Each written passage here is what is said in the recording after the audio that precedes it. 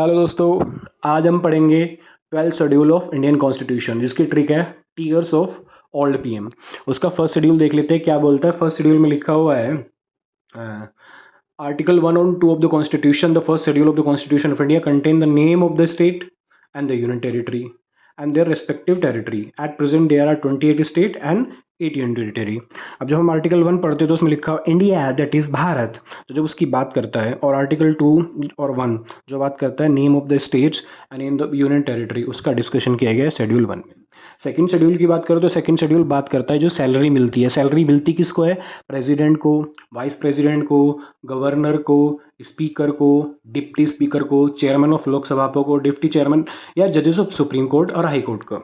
और ये सैलरी मिलती कहाँ से? कंसोलिडेटेड फंड ऑफ इंडिया से मिलती है।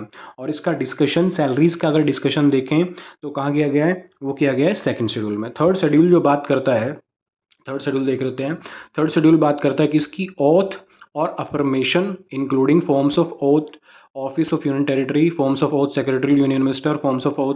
तो जब ओथ की बात हम करते हैं, देखो जब किसी का भी सिलेक्शन होता है ना, either any person has been chosen as in prime minister और द प्रेसिडेंट, तो वो जब अपने ऑफिस में एंटर करता है ना, तो उससे पहले एक ओथ लेनी होती है। तो जिसका जितने भी पब्लिक ऑफिस होते हैं, जैसे हम बात करें बहुत सारे, प्रेसिडेंट की बात करें, प्राइम मिनिस्टर की बात करें, वो ओथ लेंगे, कैसे लेंगे, उसका प्रोविजन शेड्यूल 3 में दिया हुआ है। फोर्थ शेड्यूल जो बात करता है, fourth schedule provide the number of the seat allocated to each seat state और union territory council of state. Council of state होता है राज्यसभा। हमारे यहाँ दो हाउस हैं पार्लियामेंट में, लोकसभा और राज्यसभा। और राज्यसभा इस चीज़ का परिचायक है कि हमारी कंट्री कैसी कंट्री है? Federal country. और फेडरल कंट्री में होता क्या है कि राज्यसभा में किस स्टेट को कितनी सीट मिलेंगी, उसका एलोकेशन का जो जिक्र किया गया है वो फोर्थ शेड्यूल में किया गया है। नेक्स्ट स्टेप ना फिफ्थ शेड्यूल। फिफ्थ शेड्यूल बात करता है, fifth schedule shall apply to the administration and control of the schedule area and schedule tribes in any state other than ये वर्ड है, स्टेट ऑफ असम, मेघालय, त्रिपुरा और मिजोरम। तो शेड्यूल ट्राइब्स और schedule tribes जो area जो होते हैं उसमें जो एडमिनिस्ट्रेशन होएगा वो कैसा होएगा, उसके बाद फिफ्थ शेड्यूल की गई है। लेकिन इसमें असम, मेघालय, त्रिपुरा और मिजोरम की बात नहीं की गई। तो फिर असम, मेघालय, त्रिपुरा और मिजोरम में एडमिनिस्ट्रेशन कैसा होएगा वो कहाँ लिखा हुआ है? तो उसके लिए हमारे पास एक नेक्स्ट शेड्यूल है जो असम, मेघालय, त्रिपुरा और मिजोरम में एडमिनिस्ट्रेशन की बात करता है, वो है सिक्स शेड्यूल। क्योंकि फिफ्थ और सिक्स शेड्यूल देखोगे तो आप भाई भाई हैं। फिफ्थ शेड्यूल बात करता है other than Assam, Meghalaya, Tripura, Mizoram administration. और अगर सिक्स शेड्यूल की बात करो तो six schedule contain provision as to administration of tribal areas in the state of Assam, Meghalaya, Tripura and Mizoram. ये क्वेश्चन भी आ जाता है, इसकी एक ट्रिक भी होती है अमित्रिमी। अमित्रिमी मतलब असम, मेघालय में, त्रिपुरा और मिजोरम, ये ट्रिक होती है। तो फिफ्थ और सिक्स शेड्यूल अगर देखें तो बेसिकली बात कर रहे हैं कि एडमिनिस्ट्रेशन जो होगा ट्राइब्स या ट्राइब्स एरियाज में कैसा होगा। और सिक्स शेड्यूल साफ साफ किसके लिए? सिक्स शेड्यूल सिर्फ और सिर्फ अमित्रिमी के लिए, असम, मेघालय, त्रिपुरा और मिजोरम के लिए। और उसके अलावा एडमिनिस्ट्रेशन कहाँ दिया गया है? फिफ्थ शेड्यूल में।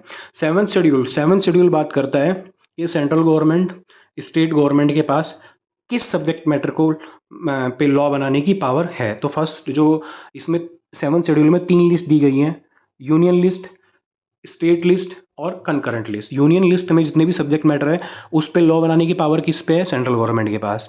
अगर हम बात करें स्टेट लिस्ट में लॉ बनाने की पावर किसके पास है? स्टेट गवर्नमेंट के पास। और कंकरेंट लिस्ट में सेंटर और स्टेट गवर्नमेंट दोनों बना सकते हैं। और सेवन्थ शेड्यूल भी एक चीज़ का परिचय है, किस चीज़ का? कि हमारे यहाँ पे फेडरलिज्म है। और फेडरलिज्म में होता क्या है? सेपरेशन ऑफ पावर, इसे कहते हैं divideation of power between centre state. और डिवाइडेशन ऑफ पावर किस चीज़ का divideation of power? Law making power का को डिवाइड कर दिया। और कौन सी एंटिटी, सेंट्रल गवर्नमेंट और स्टेट गवर्नमेंट, कहाँ लॉ बना सकती है उसके बारे में इसमें डिस्कशन किए गए। एट शेड्यूल जो बात करता है लैंग्वेज की, the eight schedule contain the list of recognised language in India. Recognised language, originally there were 14 language in the schedule but presently it contains 22 language. तो ओरिजिनली जो हमारे यहाँ कितनी रिकॉग्नाइज लैंग्वेज हैं? वो 14 लैंग्वेज थी। अभी हमने हमारे यहाँ पे जितनी भी रिकॉग्नाइज लैंग्वेज हैं वो कितनी है? 22 हो चुकी हैं। और 8 शेड्यूल बात किसकी करता है? 8 शेड्यूल बात करता है रिकॉग्नाइज्ड लैंग्वेज की, जो कॉन्स्टिट्यूशन जिनको रिकॉग्नाइज करता है। आप देख लेते हैं 9th शेड्यूल। तो 9th शेड्यूल 31B अमेंडमेंट से जोड़ा गया है। और 9th शेड्यूल करता क्या है कि जो जुडिशियल रिव्यू की पावर है ना किसकी, ऑनरेबल सुप्रीम कोर्ट की, उसको रिस्ट्रिक्ट करने के लिए डाला गया है। क्योंकि 9 शेड्यूल डालते टाइम जो कॉन्स्टिट्यूशन सॉरी जो पार्लियामेंटेरियन थे उनका डिबेट ये था, वो कह रहे थे कि अगर हमारी हर एक्ट का जुडिशियल रिव्यू हो जाएगा और हर एक्ट को इसलिए नल एंड वॉइड डिक्लेयर कर दिया जाएगा कि वो फंडामेंटल राइट्स के अगेंस्ट में है, तो उस कंडीशन में हम कोई भी काम कर नहीं पाएंगे। ठीक है, तो जुडिशियल रिव्यू की पावर को रेस्ट्रिक्ट करने के लिए एक शेड्यूल बनाया जाता है और बोल दिया जाता है कि 9 शेड्यूल में होता क्या है कि अगर पार्लियामेंट कोई भी लॉ बना रही है ना और उसे 9 शेड्यूल की लिस्ट में डाल दे रही है तो उसका जुडिशियल रिव्यू हो नहीं सकता। इसकी बात करता है 9 शेड्यूल। ठीक है, तो 9th schedule basically restriction on the power of the honourable supreme court for judicial review, तो रिस्ट्रिक्ट कर दिया। 10th शेड्यूल की बात करें, 10th शेड्यूल बात करता है anti defection law. Anti defection of law क्या होता है, the 10th schedule of the constitution contain provision as to disqualification on the ground of defection. ठीक है, डिस्क्वालिफिकेशन, द सेकेंड पैरा पढ़ते हैं, the constitution lays out the person shall be disqualified for being a member of either house of parliament of either house of a state legislature if so disqualified under 10th schedule article 102(2) मतलब कोई भी member of parliament state member of state legislature को disqualify हो जाएगा तो उसकी बात anti defection law 10th schedule में की गई है।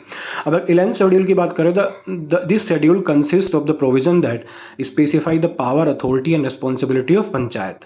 तो जो पंचायती राज सिस्टम हमारे यहाँ पे आया था जिसे हम बोलते हैं लोकल सेल्फ गवर्नमेंट से 73rd अमेंडमेंट से, तो 73rd अमेंडमेंट के बाद हमारे यहाँ पे पंचायती राज सिस्टम को हमने कॉन्स्टिट्यूशनल एज ए कॉन्स्टिट्यूशन या लीगल प्रोविजन के तौर पर अपना लिया था और उसकी बात लिखी है 11th शेड्यूल में।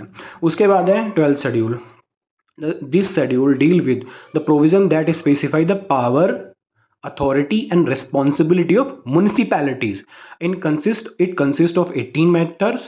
This schedule was added by 74th amendment. तो 73rd amendment में तो आया था पंचायती राज सिस्टम और 74th amendment में आया था अर्बन एरिया में लोकल सेल्फ गवर्नमेंट, क्योंकि 73rd amendment पंचायती राज सिस्टम की बात कर रहा है और पंचायती राज कहाँ होता है, रूरल एरिया, गांव ग्रामीण एरिया क्षेत्र में होता है। लेकिन अगर हम बात करें 12th शेड्यूल को, 12th शेड्यूल होता है शहरी एरिया में। ठीक है, लास्ट में दोस्तों प्लीज़ सब्सक्राइब माई चैनल।